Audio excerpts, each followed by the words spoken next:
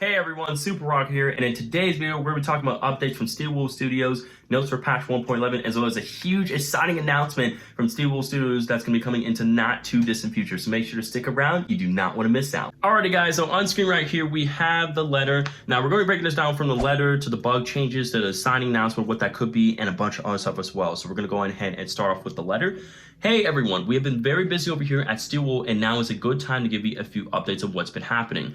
A couple weeks ago, we pushed a new patch for the console version of Security Breach. That patch contained a whole bunch of fixes, but wasn't specifically released in order to add Japanese localization to support the launch of our physical version in Japan. The reason we haven't released patch notes until now is because we wanted to add a few more fixes that were cut off due to the hard deadline.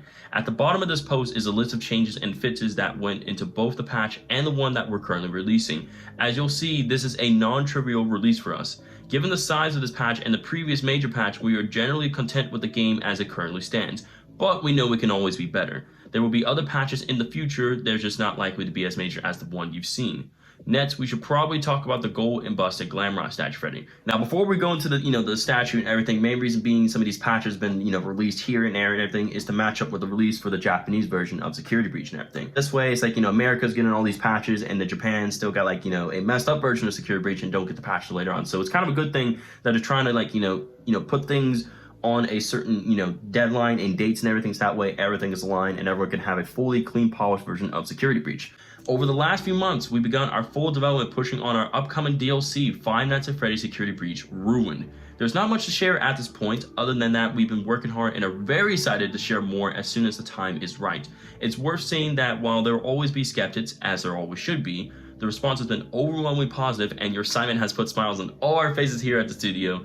We get hyped when you do, and it reminds us why we love doing what we do. So obviously, this is more proof, and it's confirmed that the DLC is going to be coming out very, very soon. Obviously, we got a teaser from, I believe like a couple of weeks, maybe less than a month ago or so, for FNAFSB Security Breach Ruined, which is coming out in 2023, a free DLC. If you guys want more info and insight on that, I do have a video, so make sure to check that out. Links for that will be in the descriptions. Lastly, I need to show for the Nerd Store, we launch at the beginning of the month. We have big plans for our store in the future, but for the month of June, we have created our first limited time edition Pride Month merch. We cannot say this enough, all net proceeds for the sales this month are donated to charity. Keep an eye out on our social feeds as well as introducing more merch for the whole community to enjoy.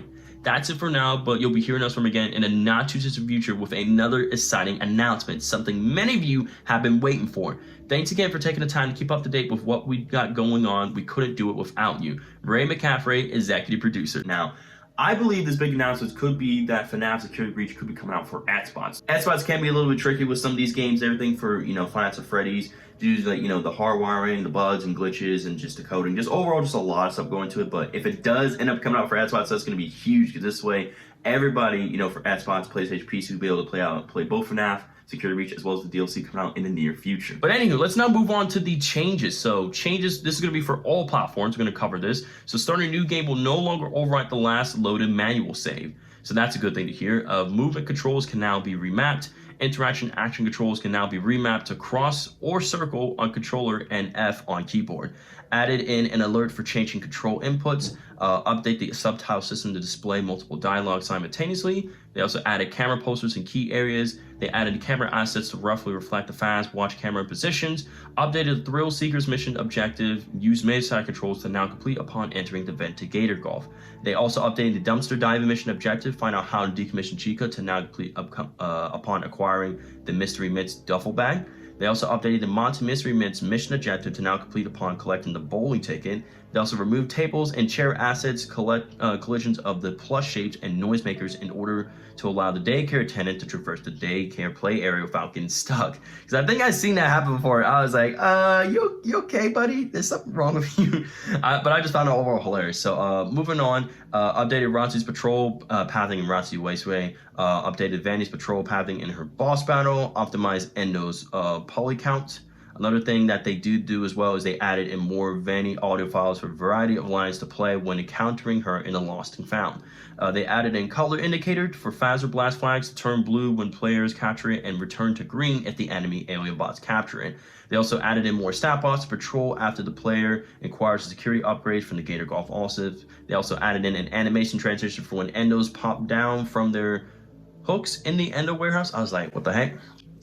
Chico now enters hunt mode if she sees the player in the hallway during the burn trap wave. That's interesting. They also updated animatronics to be stunnable in burn trap boss battle. They updated Vanessa's spawn position so that the flashlight popping in was less visible. So now moving on to that, we now got updated ray trace reflections for particular shaders, updated lighting in some areas of Owl Chip's kitchen and parts and services, added environmental fog, added a set your brightness, contrast, etc. upon fresh game start, added in additional loading screens across several areas of the map, primarily for PS4 and low spec for PC. They also optimized Freddy's mesh, maintaining fidelity for high-end PCs, but also allowing him to appear to have more mesh density on the PlayStation 4. Also helps with CPU optimization across platforms. They updated the FAS watch to indicate party pass quantity, the collectible categories in the game, remove security badge instructions, removing autosaves. Basically, just a lot of stuff there. Like I said, won't go through all of them. Just kind of going through a few here and there. Like I said, if y'all guys want more information on this, like I said, links for that will be in the description, of course. On the changes for PC, we also added language support for Japanese, both for the PS4 and PS5 version will already implemented with this during physical release in Japan. They also updated the UI icons for buttons, bumpers, and the D-pad when using the Xbox controller on PC. They also added a more regular granular video options. They also adjusted missions hitbox on the FAS watch, adjusted the upgrade machines, save stations, pause menus, and main menus UI hitbox. They also adjusted the FAS watch camera hitbox in the Gator Golf security office and FAS Blast as well. They also improved performance in front of the main stage and entrance when RTS settings are on. So overall, lots of good things for PC to improve the graphics, the visuals, the gameplay, just a lot of good stuff in general. Now we're going to move on to changes for the PS4. They added in haptic feedback. They improved the CPU performance of Gator Golf on PlayStation 4. They also improved the CPU usage overall for frame rate, especially for the PS4 and the lower min-spec PC machines. They also improved performance drops after picking up the Monty mystery mitts and activating endos.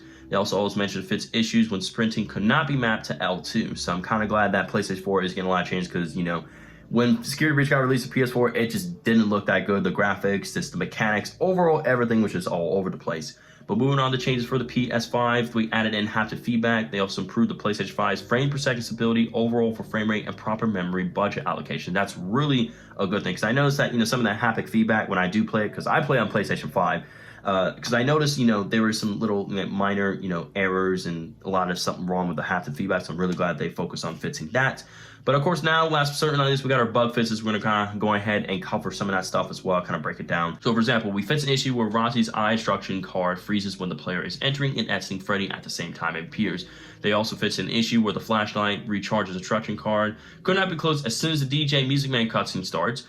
Another one is fixing an issue where players could leave the West Arcade during the DJ Music Man chase scene. I don't think I'd ever had that happen to me ever, but like I said, everyone's experience is different, so who knows? But I'm kind of glad they're going through all these different scenarios and options that could happen that way. We have a very polished, clean game in general. Another one example is fits an issue where Monty's jump scare animations will not play if the player is on a turret.